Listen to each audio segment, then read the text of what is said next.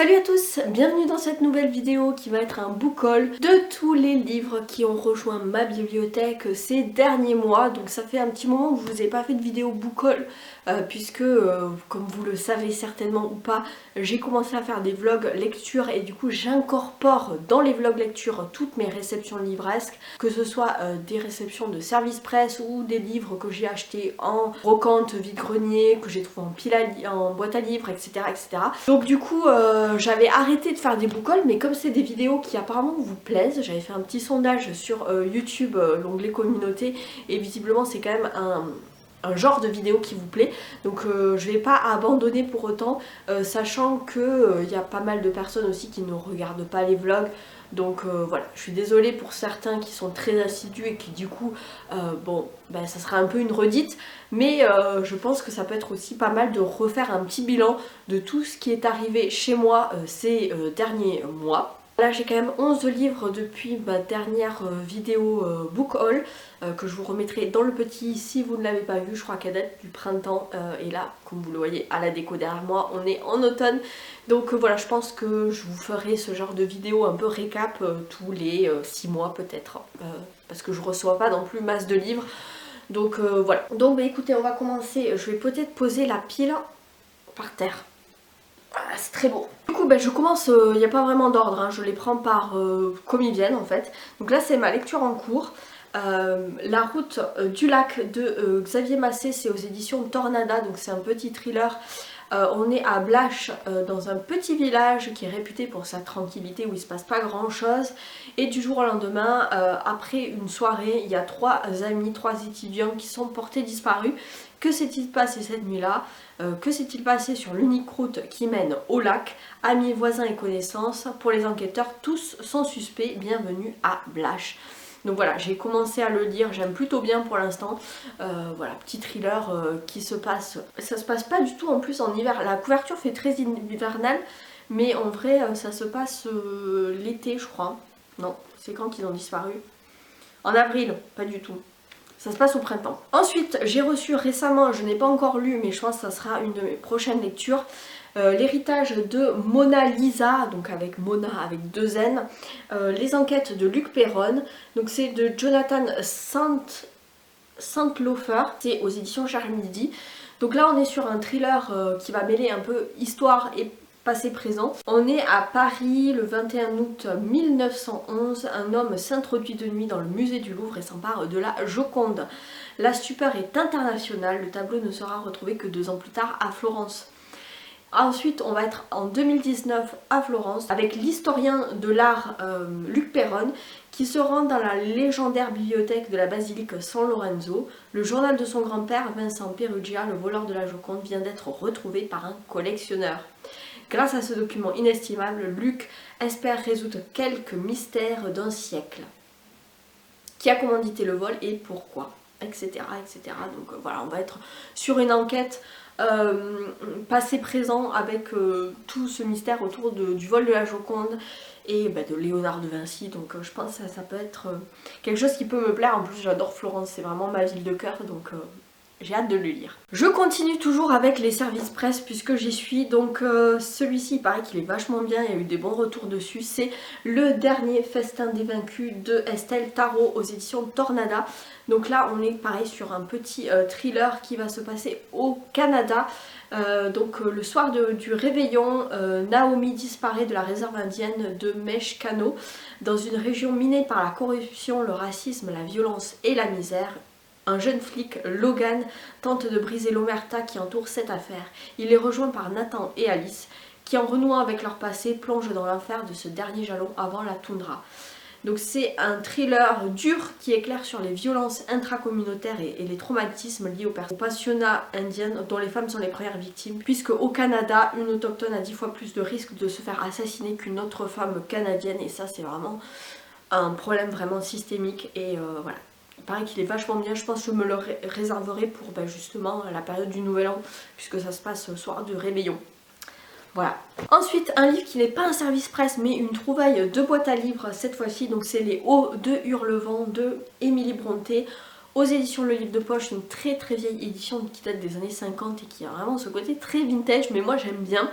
Donc il n'y a pas de résumé derrière, mais voilà, on est sur l'histoire d'un homme qui a une riche propriété, donc les terres de Hurlevent, et qui va adopter un jeune pauvre. Il va avoir un fils adoptif en plus de ses 2 enfants légitimes, et le fils adoptif est amoureux de la fille légitime, donc Catherine.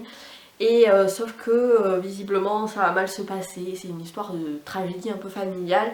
Et voilà, je pense que ça fait partie vraiment des classiques de la littérature anglaise qu'il faut, je pense, lire. En tout cas, moi j'avais déjà lu Une sœur Brontë, mais c'était Charlotte avec Jane Eyre, que j'avais beaucoup aimé. Donc voilà, je sais pas quand est-ce que je le lirai, mais je suis contente qu'il ait rejoint ma bibliothèque. Je suis vraiment désolée si vous m'entendez parler un petit peu du nez et tout, je suis un petit peu malade, j'ai la crève depuis quelques jours, mais bon, que voulez-vous, hein, ça fait partie de la vie, et oui, on va vers l'hiver, et forcément, bah, qui dit hiver dit maladie. Voilà, mais bon, je survivrai, hein, vous inquiétez pas. Un livre que j'ai reçu des éditions Cherche Midi, que j'ai de suite lu, et je vous en ai déjà parlé dans mon précédent vlog, je vous le remettrai dans le petit si vous ne l'avez pas vu. Donc c'est le tome 9 des enquêtes de Hannah Swanson, donc Meurtre et Carrot Cake. C'est toujours écrit par Joanne Fluke et c'est toujours publié aux éditions Cherche Midi. Ici on est sur une réunion de famille à la fin de l'été entre la famille de Lisa et de son mari Herb, et on va voir le mystérieux oncle Gus qui a disparu en fait, qui a quitté la ville du jour au lendemain il y a plus de 30 ans, va subitement ressurgir. Bien sûr il va se passer des choses et Hannah va encore enquêter. C'est du cosy mystery gourmand, c'est toujours une lecture doudou, ça casse pas 3 pattes à un canard, mais j'ai toujours l'assurance de passer un bon moment de lecture, donc voilà, j'étais très contente de le lire et je lirai la suite avec plaisir. On continue cette fois-ci avec une trouvaille de chez Emmaüs qui date un petit peu parce que en fait il était chez ma mère, elle l'avait pris pour le lire. Et du coup après, une fois qu'elle a terminé, elle me l'a rendu. Donc c'est une grosse intégrale, mais regardez-moi ce pavé. Donc il y a les 3 tomes des enquêtes d'Erlendur, donc c'est de Arnaldur Indridason. C'est un peu difficile à lire, c'est islandais je crois, oui c'est ça, il est né à Reykjavik, donc c'est islandais. Donc dedans il y a les 3 tomes, La Cité des Jades, La Femme en Verre et La Voix. Et je suis super contente de l'avoir trouvé, je sais pas combien, 1,50€, 2€ peut-être grand max. Il est dans un très très bon état, donc voilà, je sais pas quand est-ce que je le lirai, mais peut-être que je lirai le tome 1 pour le Cold Winter Challenge, ça pourrait être pas mal parce que bon, ça se passe dans un pays où il fait froid et en plus la couverture fait quand même assez hivernale, donc voilà, je suis quand même contente de l'avoir dans ma pile à lire. J'ai aussi encore reçu de la part des éditions Tornada, et je suis vraiment à la bourre pour lire les bouquins de Tornada, mais en même temps j'arrive pas à suivre le rythme des parutions, mais bon. Donc c'est Une bonne raison de mourir de Arthur Cachet. Ici on est avec un ancien archéologue qui disparaît mystérieusement près de Paris. Et on va suivre un jeune chef du groupe de la crime, Beryl, qui se saisit aussitôt de l'affaire. Il est assisté par Rudy, son adjoint au passé tourmenté, puis Dara, un ancien flic reconverti dans le trafic de contrefaçon. Elle remonte du coup Beryl, alors c'est une jeune chef de la crime, elle remonte à la piste d'une compagnie pétrolière en Turquie, mais tandis que les découvertes troublantes se multiplient et que les cadavres s'accumulent, des profondeurs de la mer Noire surgit un terrible secret. Beryl comprend alors que le plus effroyable des comptes à rebours a déjà commencé. Donc voilà. Pourquoi pas, en tout cas je le lirai prochainement parce qu'il faut vraiment que je me bouge les fesses pour lire du Tornada, mais je suis en train d'en lire un, donc voilà. On continue avec 2 petites trouvailles de boîte à livres et c'est toujours des valeurs sûres. Vous savez que moi j'adore lire des Agatha Christie, même si ça fait un petit moment que j'en ai pas lu. J'essaye vraiment de lire toutes les enquêtes qu'a écrit Agatha Christie. Je crois que j'en ai lu plus d'une 40aine quand même déjà à mon actif, mais je suis loin d'avoir tout lu parce que Agatha Christie a été une autrice très très très prolifique. Et donc voilà, il m'en manquait, il m'en manque toujours hein, dans ma pile à lire, donc j'avais pas ces 2-là, donc je suis contente de les avoir trouvés. Donc il y a Meurtre en Mésopotamie d'Agatha Christie, ça c'est les vieilles éditions du Masque. Alors le résumé c'est juste un passage de dialogue, donc Est-ce qu'on est avec... Alors non, cette fois-ci on est avec Hercule Poirot. Donc une petite enquête d'Hercule Poirot. Et puis j'ai aussi trouvé à l'hôtel Bertram, toujours ces vieilles éditions vintage du Masque. Et cette fois-ci on est avec Miss Marple. Donc Hercule Poirot, Miss Marple, je suis refaite. Allez courage, on est bientôt à la fin. J'ai trouvé cet été en vide-grenier et je suis ravie parce qu'il est... vraiment trop beau, il m'a coûté peut-être 1 ou 2 euros, je m'en rappelle plus, mais il est en super méta et c'est un livre qui a beaucoup été plébiscité sur la blogosphère. C'est Betty de Tiffany McDaniel aux éditions Galdemeister dans leur collection de totems de poche. Pour l'histoire, donc ce livre est à la fois une danse, un chant et un éclat de lune, mais par-dessus tout, l'histoire qu'il raconte et restera à jamais celle de la petite indienne. La petite indienne, c'est Betty Carpenter, 6e de 8 enfants. Parce que sa mère est blanche et son père cherokee, sa famille vit en marge de la société. Avec ses frères et sœurs, Betty grandit bercée par la magie immémoriale des histoires de son père, au cœur des paysages paisibles de l'Ohio. Mais les plus noirs secrets de la famille se dévoilent peu à peu. Pour affronter le monde des adultes, Betty découvrira le pouvoir réparateur des mots et il paraît qu'il est vraiment sublime. Donc voilà, et en plus la couve est tellement belle quoi.